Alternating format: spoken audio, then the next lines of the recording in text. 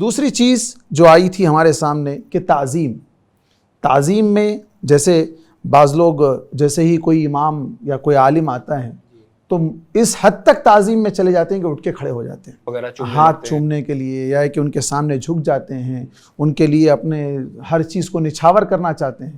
تو یہ طریقہ بھی غلط ہے، اس لیے کہ اللہ کے نبی صلی اللہ علیہ وسلم نے ہمیں کہا کہ جو آدمی یہ چاہتا ہے کہ جب وہ آئے تو لوگ اس کے لیے کھڑے ہو جائیں تو وہ آدمی اپنا ٹھکانہ جہنم میں بنا لے.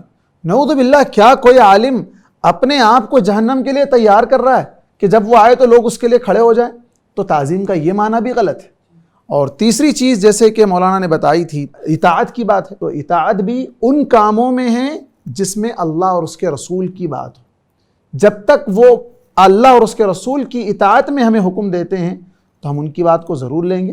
لیکن کہیں ایسا بھی ہوتا ہے کہ لوگ اللہ اور اس کے رسول کی باتوں کو ہٹا کر اپنی طرف سے اپنے حکیمانہ قول کہنے کی بات کرتے ہیں، اور لوگ ان باتوں کو بہت خوشی سے اس کا استقبال کرتے ہیں اور اس کو دل و جان سے ایکسیپٹ کر لیتے ہیں. حالانکہ یہ نہیں ہونا چاہیے. جب بھی کوئی عالم بات کر رہا ہے تو ہم اس سے پوچھیں گے کہ آپ کی یہ بات دلیل کی کس بنیاد پر آپ کر رہے ہیں، کتاب میں کہاں ہے، قرآن میں کہاں ہے، حدیث میں کہاں ہے.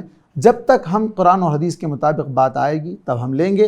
اگر نہیں آئے گی، وہ اپنی رائے سے اگر پیش کر رہے ہیں تو ہر آدمی کی بات لی بھی جا سکتی ہے، رد بھی کی جا سکتی ہے. مرسی ایجوکیشن سسٹم آپ کے لیے، آپ کے اہل خانہ کے لیے، لڑکیوں کے لیے، بزرگ خواتین کے لیے، معصوم بچوں کے لیے بہترین عالمی سطح کا تعلیمی نظام لا رہا ہے. عقیدہ، دین، فقہ، تجوید، ایسے اسلام کی بنیادی بہترین تعلیمات سکھائے جائیں گے.